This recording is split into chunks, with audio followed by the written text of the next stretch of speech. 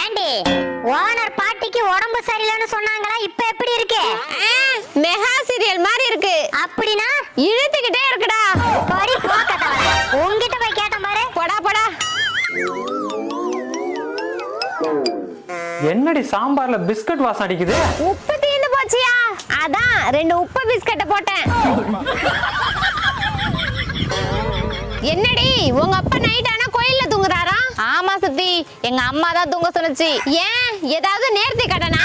இல்ல சுத்தி, அந்த கோயில் யானைக்கு தூக்கத்துல நடக்கிற வியாதி இருக்குதான், அதுக்கு காவல் காக்கவா? அது காலால மிதிவாங்க.